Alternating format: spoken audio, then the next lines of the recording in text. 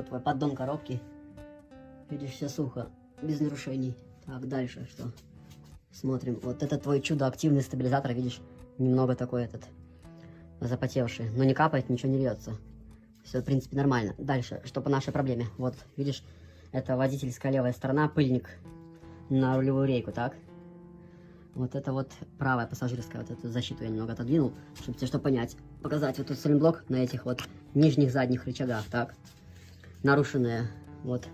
Там уже вот, если присмотреться, сейчас попробуйте. Так, о, вот видишь, надрыв уже там начали разрываться они.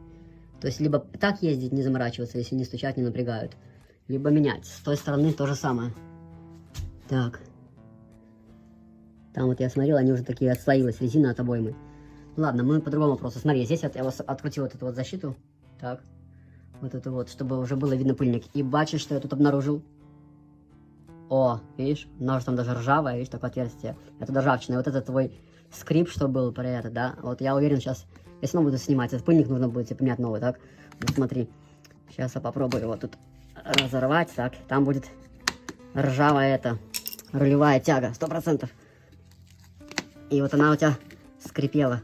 Погляди, бачишь? Тут страх, о, что робится. Тут уже давно все высохло, все ржавое, поэтому у тебя вот это вот и скрипело. Левая сторона, когда ты руль поворачивал. Понял? О. А что в этом пыльнике, бачишь? Там страх уже. О. Нарушение на нарушение, потому что там уже труха. Так что вот, надо тебе эту рулевую тягу и пыльник новый. И сайлентблоки вот этих вот рычагов. В идеале. Либо так ездить по сайлентблокам. А вот это мы меняем.